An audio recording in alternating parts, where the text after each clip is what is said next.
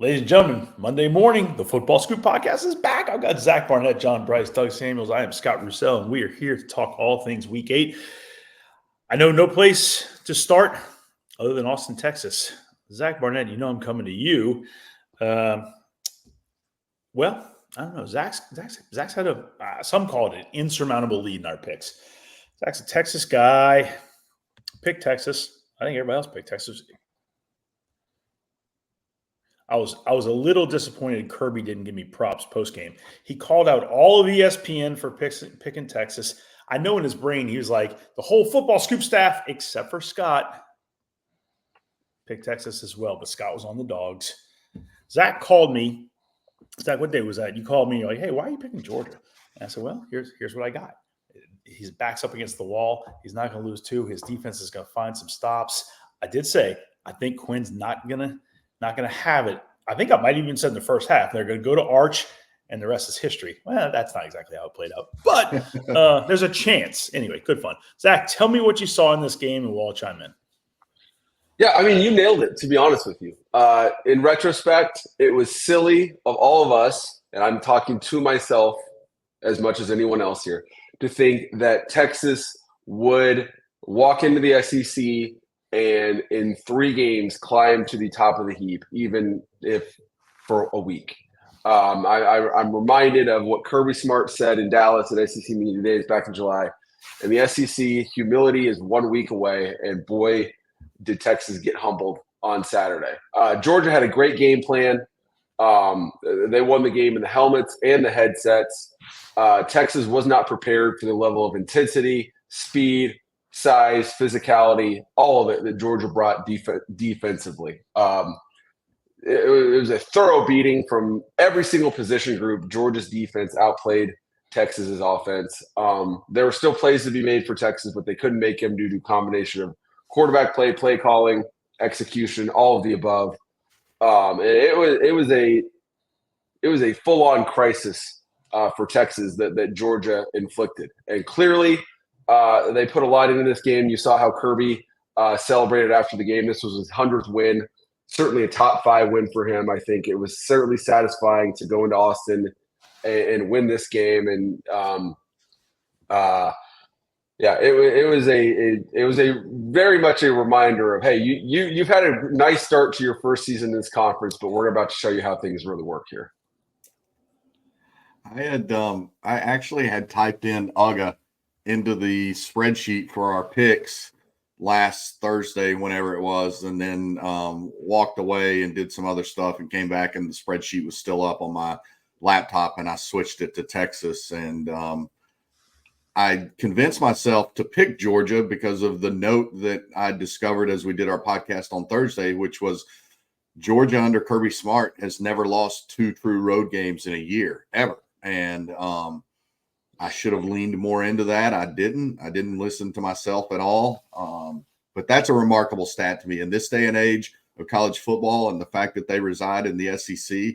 And even in his first year, when he lost at home to Vanderbilt, they still only lost 1 road game that year. So 1 true road game that year. So just phenomenal. I thought Georgia ran the ball, even though the numbers weren't huge. I thought that was the most effectively that Georgia had run the ball all year. And Carson Beck had the one catastrophic turnover, so to speak, but his team had built such a lead at that point that it didn't really matter. So Georgia, to me, reasserted itself as the best overall team in college football. I know Oregon is number 1, and I personally thought Texas was the best team, but Georgia showed on Saturday that the playoff path after a bye will probably still run through Athens, Georgia. A lot of the finger pointing was at Quinn Ewers, and while he certainly didn't play his best game, I think the story for me was Georgia's offensive line, especially their edge rushers against Texas's offensive tackles. Like they gave them fits all night. And then if you're Texas, you can't go 2 for 15 on 3rd down at home. I mean, that's inexcusable. And then turn the ball over 4 times. It's really tough to win a top 5 matchup when you're not converting 3rd downs and continuing drives.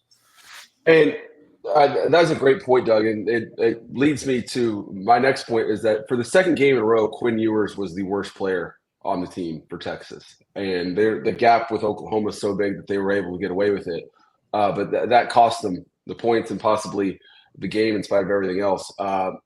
Quinn Ewers continually, as you said, Doug, he was getting heavy pressure off both edges, and then when he was flushed, he was running into the both edges and instead of stepping up. And he's for second week in a row looked afraid to get hit, afraid to step into his throws, and that's a question of, well, are you healthy enough to be out there? If not, why are you not? If you're not healthy enough to play 100%, why are you out there? If you are healthy enough, why are you playing so afraid to get hit? And Sark opened the can of worms by bringing Arch in. I thought Arch had an opportunity to seize the job, but then on that series, look past a wide open receiver to throw into double coverage, which has been his biggest bugaboo in the actions that he's seen. It's like, all right, we'll go back to Quinn. And this scenario, this unique scenario of having two number one recruits at your quarterback, the backup being Arch Manning, has worked so far. It can work for Texas so long as Quinn Ewers plays winning football. And for 2 weeks in a row, he hasn't done that. And the realization hit me during the game that I think, the Texas quarterback room will be less talented next year having lost Quinn Ewers, but I think everyone in that building will probably be happier in a way to have this cloud removed and it's Arch's team for better or worse starting next season. But Quinn, I'm probably going to end up writing about this because Quinn Ewers has a very unique legacy for college football, and where things moving forward are could go in so many different directions. But Sark is very invested in Quinn, said Quinn's our starting quarterback, but you're not bigger than the program, and you've got to play better or this season's not going to go where it could go. Zach, you used the term crisis for Texas early on. Crisis for Texas is if things don't go well next week or this upcoming week. Vanderbilt. Vanderbilt.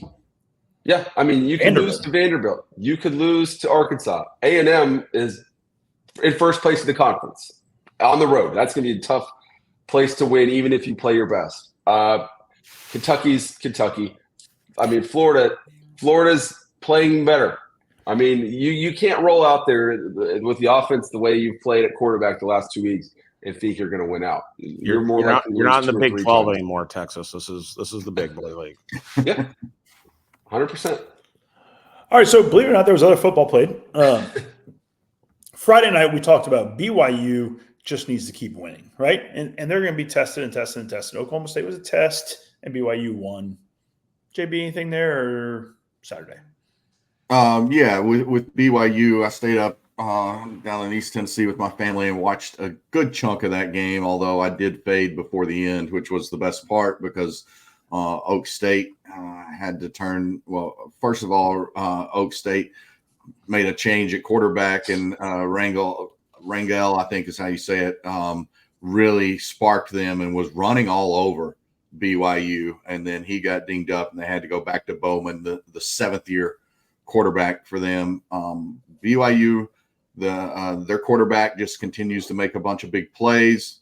Oak State scores with 1:10 left in the game to take a 4-point lead, 35-31, and then BYU gets the game-winning touchdown with 10 seconds left. I thought BYU would keep winning until the Utah game coming up the second weekend of November. But Utah is in absolute shambles, and BYU continues week by week to get closer and closer to being in a program position to play in the Big 12 championship, an extreme bounce back year under Kalani Sitake. And it's fun to watch them play because they're getting such good quarterback play. And then they're just so physical. And I know that Oklahoma State ran on them a lot, but it's just really fun to watch the Cougars play with this bounce back season, the way they're clicking on offense, and just the way that the guys are flying around. A lot of these teams at this stage of the season, they've just got to win. We don't need style points. As long as you stack the dubs, you get to a conference championship game and you got a chance to play into the playoff. We mentioned that with UNLV. It didn't matter what the final score was. UNLV had to win their game this week to set up Friday night's game. This Friday, Boise State at UNLV, and UNLV got the dub. Wasn't pretty. They got the dub. Boise State, UNLV this Friday night. I think it's like a 9:30 Central kick, and USC and Rutgers kicks after that, half an hour after that. So Friday night's it's actually a huge game. Boise State UNLV is it's gonna be magic. I'm excited to watch that one. We're gonna pot on that. Yeah, and UNLV. Yeah, UNLV struggled a little bit early with Oregon State, and then just absolutely poured it on and asserted itself very much physically. And then Brennan Marion's offense got going, no pun intended for the go-go offense, and it was over after that. All right, let's talk some more games real fast. Alabama was in Neyland, and it was a night to remember for the Vols, right? JB, give me some thoughts on that one. Yeah, Alabama actually in a lot of ways followed the same pattern that both Arkansas and Florida had in the Tennessee's two previous games, and that is really outplayed the Vols over the course of the first half, but just had a one-score lead to show for it. And actually the first time since 1963 that Tennessee had been shut out in the first half of three consecutive games. Mind-boggling to think a Josh Heupel offense would be shut out in three consecutive games. That was the case. But the Vols found a way to win. Huge pass from Nico Iamaleava to Dante Thornton late set up the game-winning touchdown. And first time since 2004, 2006 that Tennessee has won back-to-back games against Alabama. Now, obviously, Alabama extremely with its back against the wall. Two losses already. Two regular season losses before November for the first time since maybe Nick Saban's first year in 2007. And that's the year that they had an early loss to Monroe, Louisiana Monroe, and then turned around and thumped Tennessee the next week. And that's really when Nick Saban jump-started his program. But Alabama is in a lot of trouble. Tennessee still has a showdown looming with Georgia on the road in November. They've got Kentucky coming up here next. I believe there's an open date sandwiched in between there. Kentucky obviously just in tatters and really has gone off the rails and was barely on the rails to begin with. So Tennessee did enough to make it to get the win. As we've talked multiple times on this podcast, Tennessee, amazingly enough, is doing it with defense. They look like they've got more NFL players on defense than offense, but they had a win. Basically, I thought that was an elimination game from the CFP for those two teams, for the loser of that game, because Tennessee still had to go to Georgia. I don't think Tennessee can win that, but I think if Tennessee is 10-2 with a win against Bama, a neutral site win against an NC State team that was ranked at the time, then the Vols will be in the playoffs. Yeah, you disagree? Well, no, I think Tennessee's got a great job, but I can't bring NC State win in the conversation. That's NC State. No, not this year. Sorry. Yeah. Jalen, I mean, for me, it's the continued what am I seeing before my eyes struggle of Alabama. And I mean, that's to be expected. You can't lose the greatest coach of all time and not pay for it in some way, but it's still just mind-boggling to see an Alabama team not be a Nick Saban product. And Jalen Milroe clearly struggles when his legs can't ignite the Alabama offense. 25 of 45, barely over 5 yards an attempt, a touchdown, 2 interceptions. It's scary to me to think about where this Alabama team would be if Ryan Williams was still in high school, which he very well could be. I mean, he's like 50% of their targets. He's their leading receiver every single game. The only other receiver they like really throwing to is Jeremy Bernard, a Washington transfer. And they're just very limited offensively. And as good as they played to shut Tennessee out, in the first half, Tennessee, for the most part, scored at will in the second half and ran the ball at will in the second half. And that's not something we're used to seeing from an Alabama team, and who now has their backs are very much up against the wall with they'll probably be underdogs against LSU moving forward. Yeah, I think go ahead, JB. I was just going to tidy that up real quickly and say not only was Tennessee able to run incredibly effectively, but Alabama had no run game to speak of in that contest. And then, to me, worse than Milroe's 2 picks, even though one was in the end zone, was how many open receivers he absolutely gave no chance to catch the ball on Saturday. And so 25 of 45, as you noted, but he should have easily, I mean, at least a half a dozen of those incompletions weren't just open guys. They were wide open guys. And that to me turned the tide of the game as much as anything. Sorry about that, Doug. No. JB touched on one of those points I want to make. I think Alabama ran the ball for like 2 yards a carry. Like Jalen Milroe is a much better quarterback when he has an effective run game. And then there was something like 3 of 14 or 3 of 15 on third downs. Like the second thing I wanted to say is that's frustrating is when Twitter or social media, however you want to say it, throw a fit that this doesn't look like a Nick Saban coach team. The 4th and 2 that they didn't get that has 2 receivers, they're in 12 personnel or something. They've got 2 receivers on the outside and they're faking a jump shot during a 4th and 2 to, I don't know, like distract someone or something. Like people are frustrated. It's not a Nick Saban coach team. And there's elements that have stuck around from the Saban era, but it's very clear a vast departure coaching style wise from Saban to DeBoer, for better or worse. And DeBoer's going to win a bunch of games. He'll win national titles. It's year 1, but just to see the Alabama fan base just throw their hands up in the air over some of the silliest stuff, from no coaching polos to T-shirts to whatever it happens to be, is one of the most frustrating things of the weekend for me. I thoroughly enjoyed Doug going from he'll win a bunch of games, he'll win national titles. I was like, not only he'll win a bunch of games, he goes, he'll win national titles. Well, that's what Kalen DeBoer does. It'll be all right. I love it. I don't want to spend too much time on LSU, but I do want to point out LSU started the season. Blake Baker and Joe Sloan, new play callers, both sides. Blake had just gotten there. Joe had been there, but not as the play caller. And USC was their opener, neutral field, and USC wins the game, close game. LSU loses Perkins on defense. Blake Baker has found his guys. Whit Weeks is playing just off the charts at linebacker for the Tigers. Blake has kind of found what's going to work. LSU did not have depth on defense entering the season, but Blake has found his guys. And Joe has recognized that Nuss, all he wants to do is throw touchdowns. And they found a running game, which it took them a while to find the right running back. But LSU is playing, they're going to be. Yeah, I mean, they thoroughly dominated an Arkansas team that the last we saw them at the same location beat Tennessee. And everyone, for the most part, everyone in college football has been waiting for Brian Kelly's downfall at LSU pretty much from the moment he got there.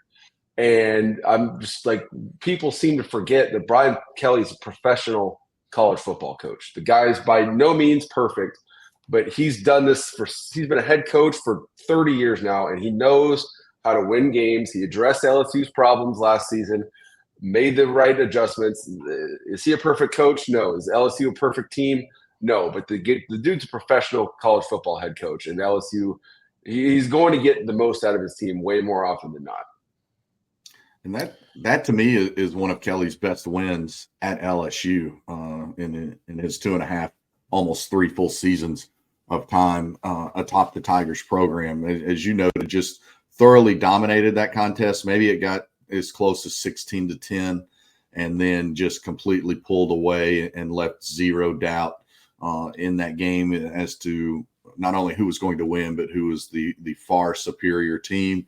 And just as we all predicted in the preseason, it's now Texas A&M hosting LSU for first place in the SEC on the 4th Saturday of October.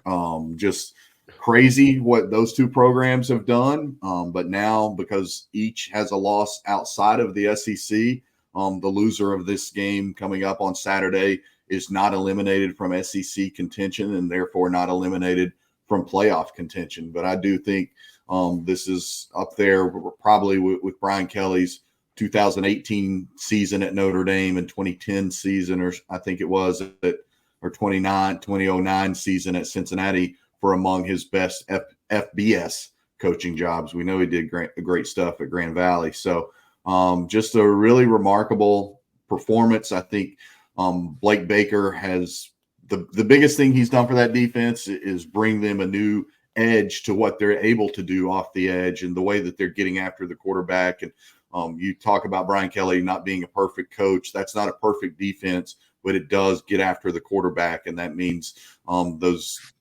lesser experienced DBs aren't having to hold up as long. They're getting more help in that regard. And this is an LSU team that's playing as well as any team that Brian Kelly's had it down on the Bayou. Whew. Big words there. Jaden Daniels was pretty awesome on offense. But, yeah, I hear you. LSU still got a lot to go. But, yes, they're playing well. Okay, so a couple of teams that remain undefeated, Miami and Iowa State. Neither was really pretty, but they got them done, right? And that's what we're talking about this time of year. You just got to get there. And both teams are getting there. Iowa State coming back. That kid showed some heart on that last drive. I was really impressed with that. All right, any thoughts? Miami, Louisville. The way I saw it, Miami stretched it out. We talked on the preview pod last week. Louisville always seems to catch, a top 10 team and get them. And actually, I picked Louisville to find a way in this game. Didn't happen. Miami showed their heart and got it done. Anything else there? If you like offensive football and you missed that game, then go back and watch the replay on the ACC network or ESPN or wherever you can find it. It was fun to watch. Miami was the superior talented team, but it was fun to see Braum and company dial it up in that Louisville offense. And Miami was the better team all day long. The 7-point margin, 52-45, is not indicative to me of how Miami controlled that contest. Miami consistently was ahead by 14 points, and then Louisville would find a way, or Miami pretty much led wire to wire, and continues to make Zach look like he's got the best bold prediction among all of us. And yes, I'm aware that yours is still alive, Scott. Well, Miami, so they're sips his coffee. Yeah, that was strong, Doug. Okay, let me rephrase that. Zach's continues to look like maybe the best bold prediction, and I'm the only one who's eliminated from bold prediction. Carry on. So Miami's 7-0 now, and you look at in 7 games, their lowest scoring output was 38 points. Up ahead, they have their next 5 games: Florida State, Duke, both at home, at Georgia Tech, Wake Forest, at Syracuse. Like, who's a team? This Miami team's not perfect, but what's a team that can score with them and or force them to into an uncharacteristically bad day? Maybe Syracuse. I mean, Florida State's a complete mess. Duke, Georgia Tech at Haynes King. Yeah. Duke beat Florida State by averaging 3 yards a play. Florida State handed Duke that win. In terms of just pure odds, that was the hurdle they needed to clear to be undefeated. It looks like they're probably going to play Clemson in the ACC championship game, if I had to bet, and that's going to be a track meet because both those teams are among the most consistent offenses in college football right now. Before we go to Iowa State, let's go talk Clemson. Clemson's just breaking people. Clemson looks like Clemson. Yeah, it's a testament to when you make a move and it doesn't work out immediately, maybe just stick with it. I mean, Cade Klubnik, a lot of people were coming after him. The Garrett Riley hire didn't immediately light the world on fire, but they were humbled by Georgia. And as we saw, Georgia can do that to people, as we've learned over these last 8 years or whatever it's been. Since then, they've scored 66, 59, 40, 29, 49, and 48. And they've got Louisville coming up this Saturday, which will probably be – or actually next Saturday, excuse me. And then they're at Pitt in November. But it's similar to Miami. They're not a perfect team, but you're going to have to outscore them or force them into an uncharacteristically bad day to beat them. From a CFP perspective, Clemson plays Georgia week 1, just like LSU played SC. I think the playoff committee honestly gives you a lot of pass. Now it's week 1. You manned up. You said I'm going to take on a big boy opponent, not knowing what you have, what they have, and okay, you righted the ship. And if Clemson just keeps running like this, Clemson's going to be a good spot. Now SMU, you shouldn't discount them either. Anyways, Iowa State, I think. We just talked about they just got to keep winning their schedule. Okay. Anyway, where I want to go next, JB, You told us how Notre Dame was going to handle Georgia Tech. Georgia Tech's kind of in a weird spot there. But the one that's coming up is Navy. Notre Dame's Navy this upcoming week. And I don't want to get too much into that, but just the idea that here's where we are. Army and Navy are just destroying people. They are wrecking people on the field. And each of them has Notre Dame ahead of them before they get to Army Navy at the end. I'm excited about this one. This one's in New York, right? Yeah, this one is MetLife Stadium this weekend, a noon kick, I believe. The Horvath kid is doing some electric things, running the Navy offense. The impact of Drew Cronick. You talk about offensive coordinators sometimes taking 2 years, and I think at Notre Dame that's going to be the case with Mike Denbrock's return there. It's just been a disjointed offense all season. That will be what limits Notre Dame, whether the Irish are able to get into the playoffs or not. I think the inconsistent offense will be what dooms them, whether that's in a first round playoff game or if they manage to host a game and win. Then the round of 8, I don't see Notre Dame advancing beyond that. But the flip side of that is Cronick's impact in year 1 at Navy is off the charts. He was a super successful head coach at D2 Lenoir-Rhyne and then did great things at Mercer. He was the offensive coordinator early on for Clay Hendricks at Furman when Hendricks left Air Force to take over his alma mater, helped Furman jumpstart that turnaround under Clay. But his impact at Navy is already catching the attention of some people around the country to where I think Drew Cronick will continue to bubble up as a candidate for some of these G5 jobs that are already opening and that will continue to open. But it's really fun. I've documented it or talked about it several times on this podcast. I absolutely love the fact that both Army and Navy are 7-0 for the first time, I think, since the 1930s, and a huge opportunity game for the midshipmen this week. And they're in the polls, but if they're able to get a Notre Dame that is lurking around 11th in the polls now, then that's a huge statement win for the midshipmen. Doug, Zach, how about Indiana just doing that to Nebraska? I think I picked Nebraska to win that game, and will go down as one of my worst picks of the season. I seem to have a handful of those a year, and this one's on there. I mean, in Indiana is fascinating to watch. They play up tempo. They get big chunk plays. They want to run the football. And then defensively they fly around and play great defense as well. So that they play in my neck of the woods next weekend. I think that's our first week without games here in Michigan after the regular season. And they play in East Lansing next week. I'm going to try to make it out to that one, but they're hosting College Game Day this week, and College Game Day in Bloomington is going to be off. It's going to be a blast.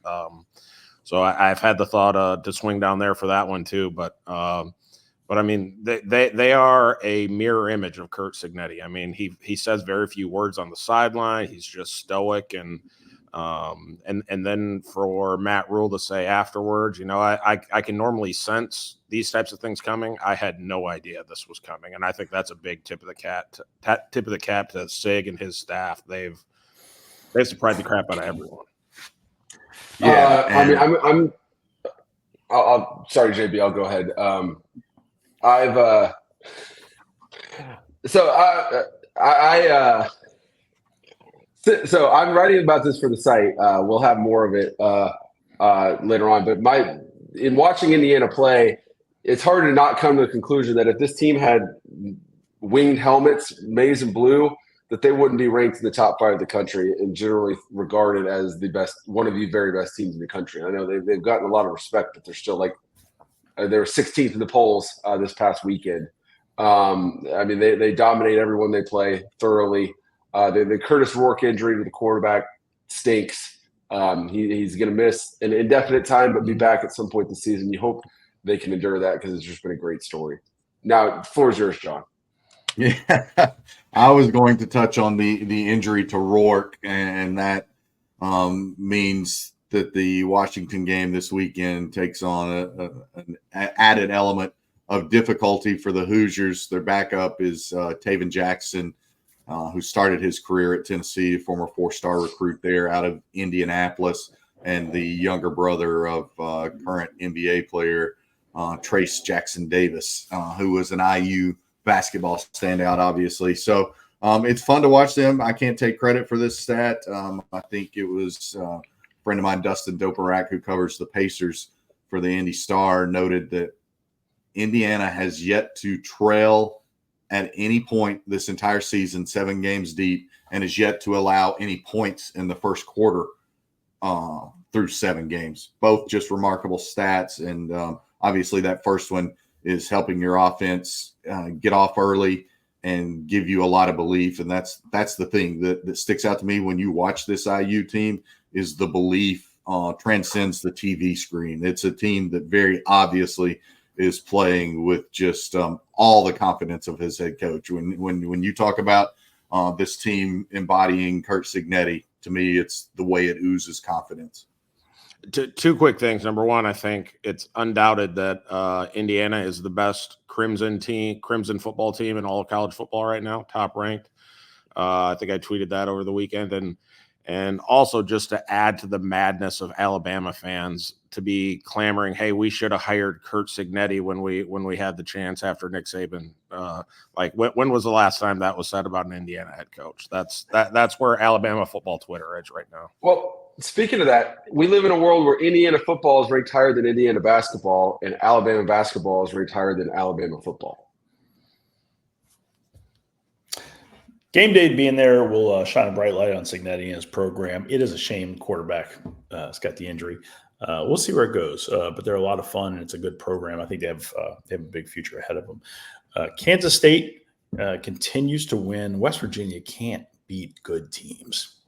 They just can't. They don't. I think I had a stat on the leftovers that West Virginia hasn't beat a team with more than 7 wins since like 2019 or something like that. It's just bad. And you've got bad. Neil Brown's been there a while now, and he's playing for an AD that did not hire him in Ren Baker, who's a recent hire. So, but who just gave him an extension, but we don't know the exact terms of the buyout. Yeah. How about Missouri? Quarterback gets hurt, comes back, leads them to a victory. Drink loves the kid. Pretty cool story, to be honest. Yeah, Brady Cook is so fun to watch. I tuned into a lot of that game and had picked Auburn to win, and Auburn absolutely blew it. And typically I enjoy watching Hugh Freeze work an offense, and Hugh went into a shell in the second half and very clearly did not have confidence in his offense, and that ultimately is what cost those Tigers the game. But Brady Cook was out for 2 hours of actual time, 2 hours in between plays on the field from the time he got hurt to the time he actually returned, because it was so early in the first half and then halftime, and then he returns late and sparks the victory. But Brady Cook is just one of those fabulous stories in college football. He's an absolute gamer. He doesn't necessarily wow you with everything he does, but his teammates very clearly believe in him. And then he did make a couple of wow plays late and did a lot of good things with his legs to help Missouri win that contest and keep alive this run that they're on, where they're, what are they now, 16-3 over their last 19 games, I think. And I mean, Kirby Smart said of Auburn before they played, he's like, they're not getting stopped. Like they're turning the ball over, and people are not stopping them. And it's just like, man, if they can ever get the turnover issue ironed out, where they were second from the bottom in FBS, if they can ever get that fixed, they're going to start winning games. Well, they win turnovers, +1 on Saturday, and still lose the game. Yeah. Rhett Lashley is a ball coach, and he's got a great staff. Really good staff. What those guys are doing. The BYU game was just such a weird game. It didn't feel like them at all. But man. Well, I think I believe that was game 1 with Kevin Jennings at quarterback for them. Yep. And I mean, credit to Rhett Lashley for making the tough decisions that needed to be made, because Preston Stone was their guy at quarterback, led them to a conference championship last year. Wasn't working. We're going to make a change. Lost the first game, stuck with Kevin Jennings. Haven't lost since then. Yeah. but their defense is really good. Offensive scheme is just ridiculous. They're fun to watch. All right. Kudos to Illinois for those uniforms. I mean, phenomenal. More kudos for how they played. Doug's got this clip in the leftovers of the ref with the spot. He missed it by 5 yards. It's one of the most jarring things you've ever seen. You're like, that can't possibly be real. Unbelievable. But wow. Bielema's, got his guys fighting, playing hard. I think they go to Oregon this week. Oregon and Illinois. Yeah. Classic Big Ten matchup. Michigan's gone games, or maybe that's an exaggeration, halves and quarters without throwing the football. And then as this quarterback shuffling is going on, they decide they're going to throw the ball for 32 times against Illinois. Like it seems so bizarre that they just don't. Feels like they don't know who they are offensively. They're still trying to feel that out, and I think that's expected when you're shuffling quarterbacks. But I mean, then they threw for 200. They rushed for just over 100. So it's like a crisis with identity in Ann Arbor right now. You took the words right out of my mouth, Doug. I was about to say they have no offensive identity, and it's compromising them defensively. They have shuffled through the quarterbacks. It was Tuttle this past weekend, but I think we noted on the podcast Thursday going into the weekend, Luke Altmaier and the way he's operating that Illinois offense is enjoyable to see. If the Illini can sort of win time of possession and shrink the game a little bit at Oregon, you would think they'll have a chance to stay in it late. They're not overly explosive, but they're a quintessential Brett Bielema team, and I thought his comments after the game were very interesting. He said he felt it was the first time in his duration at Illinois that they had a true home field advantage that impacted the game. And it was a fun atmosphere to see on TV, the 100th anniversary celebration of Memorial Stadium and Red Grange. So a lot of good things going for Illinois, and they're not going to be a playoff team, but they're going to be in that next tier. They might be the team that goes to the Citrus Bowl to face the first SEC team out of the playoffs, which would still be a very attractive bowl matchup and represent especially strong forward progress for Illinois under Brett Bielema. I just heard JB say they're not going to be a playoff team. We'll see. A lot of ball to be played on the ground. Zach, speaking of teams with no offensive identity, you told us that South Carolina was going to beat Oklahoma fairly easily. You were right. I was with you. A couple other guys didn't pick that, but whatever. Anyway, Zach, on the meltdown in Norman. Yeah, I don't bet, but in most of the time I'm grateful for that. But on Saturday I was despondent that I didn't lay four figures on Oklahoma as they were 1 point dog, 1 point favorite, whatever. I was like, what are you guys in Vegas watching? Oklahoma can't score a touchdown. And they didn't score a touchdown in when it mattered on Saturday. And so I do a local radio show here on our local station here in Dallas, the college football show, Saturdays 10 to noon. So when I'm driving back home, I'll turn on a game and listen to it on the radio. And I turned into the South Carolina-Oklahoma game, and I just happened to catch Bob Stoops. I guess he does a regular segment during the game on their radio show. And it was fascinating to hear him because they were already down 21-0 at this point. And I've never heard another human being a mixture of speechless and at the same time utterly pissed, disgusted, fill in the blank. It seemed to me that there were a million things he wanted to say, and he was trying to figure out what he should say and just was saying very little. And I got to listen as the backbreaking play for the game was South Carolina had like a 4th and 5. It was very obvious they were going to try and pull Oklahoma offsides. They pulled Oklahoma offsides and then went down and scored to make it 32-3. It was the low point of post John Blake Oklahoma football by far. And as we've seen since then, Seth Luttrell's now been fired. Did Seth Luttrell do a good job coordinating the Oklahoma offense? No. Was it Seth Luttrell's fault that Oklahoma is a train wreck offensively? No. It's just wrong place, wrong time. this is a larger story than the 40th minute of this podcast, and I'm not reporting anything, but just what my eyes and ears tell me. There's going to be more changes at Oklahoma. Joe John Finley's now the sole offensive coordinator. Tight end is the worst position on Oklahoma's offense. I don't see any way he's back. Bill Bedenbaugh's been the most accomplished offensive line coach in college football for a decade. It looks like they're heading for a change there.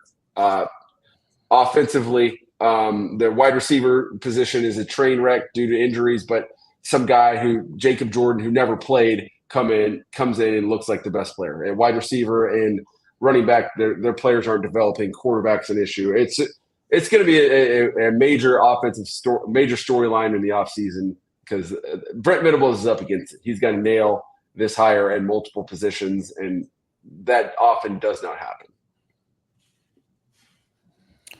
JB, Big Ten powerhouse USC has to go cross country to Maryland, and it happens, right? They can't close out. Maryland gets them. Maryland's not a great program this year.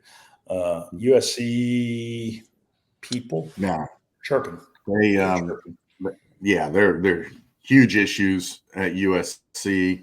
And you have to look at the offense now because you raised the defensive staff a year ago and hired DeAnton Lynn, who I think is really elite. But they just cannot close out games. And, Lincoln Riley, very frustrated, agitated, said he didn't know why. That's a poor answer when it's happened this much.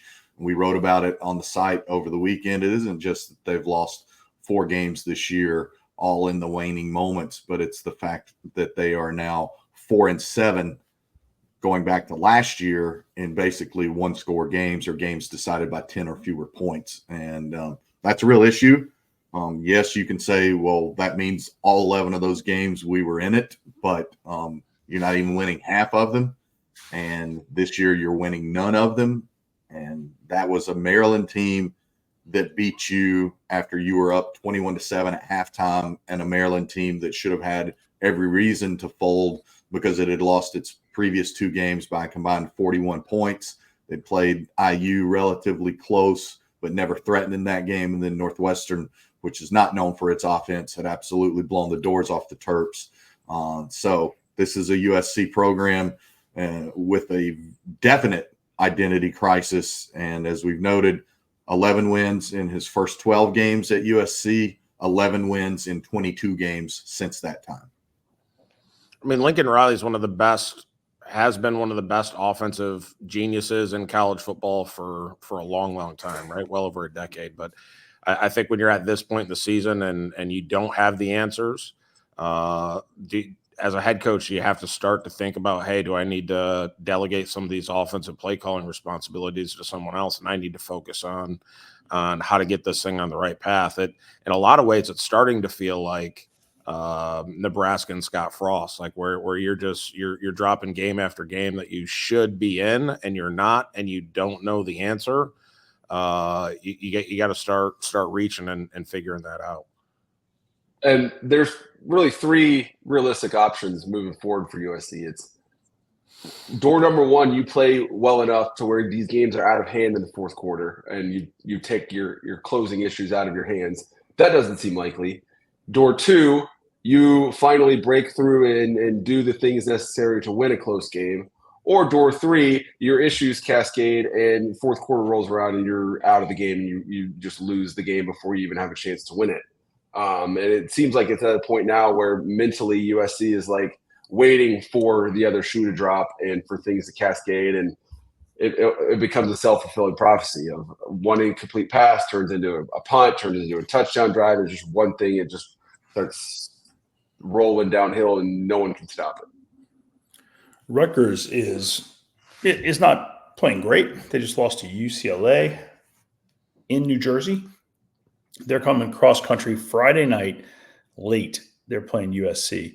If Rutgers beats USC at USC, USC is throwing in the towel and the season's over. The players are. So, and I mean that game's on Fox immediately after the Yankees-Dodgers World Series game, so that's going to have a bigger audience, particularly in Los Angeles, than you would assume for a Friday night USC game. Yeah, and as I noted, USC already had a player voluntarily decide to skip the rest of the season and redshirt and just start getting ready for 2025. The linebacker Gentry, I think is his name. We'll see how many more continue to potentially do that, be it at USC or other programs around the country, as teams accumulate more losses and therefore see their playoff hopes vanish. Well, they've had also Bear Alexander. Yeah, D-line. Yeah.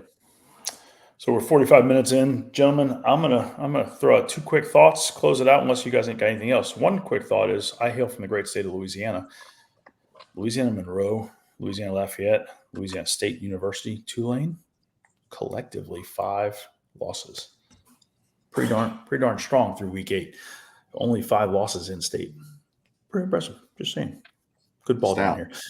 I'm glad to see them Zach had an insurmountable lead. I mean, Zach just, how many games are you out front in picks, Zach? I don't know, 100? You're winning by everything.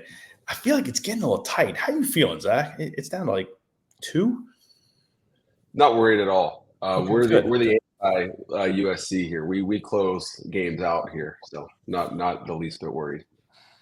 Zach the closer, Barnett. We didn't mention Army in this podcast. I do want to mention the Black Knights as Bryson Daly continues to be running that offense. They've got Air Force this week. Troy Calhoun had a great season last year. Falcons are incredibly down this year. We note that Notre Dame plays both Army and Navy, but Army, before it can get to Notre Dame undefeated, specifically has a very tough road test looming, maybe the first weekend of November at North Texas. So fun to watch the Black Knights play. The job that Monken's done reverting back to their identity and getting that kind of play from Daly at quarterback is really cool. Speaking of North Texas, I got to shout out the North Texas-Memphis game. Chandler Morris, the nation's leading passer, increased his lead. 445 yards, 3 touchdowns, 71 yards on the ground, 1 touchdown. Both teams of that game were over 300 passing and over 200 rushing. North Texas is beat up on the offensive line, beat up at running back, continue scoring points and gaining yards. So a great game. Great college football game, and Eric Morris is doing a really good job running that North Texas offense.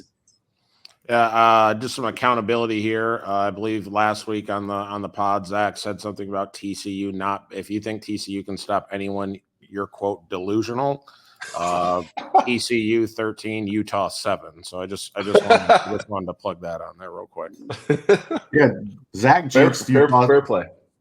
Zach jinxed Utah so badly that Andy Ludwig resigned. So that's a guy that Notre Dame begged to hire 2 years ago, and in less than 2 years' time, he's resigning as Utah's very, very well paid and very well respected offensive coordinator. That's college football. All right, we're almost 50 minutes in. I'm shutting this thing down. By the way, we've got obviously got 2 games Monday Night Football tonight, but Tuesday we got 2 football games. I think Sam Houston is playing. They're a fun team to watch.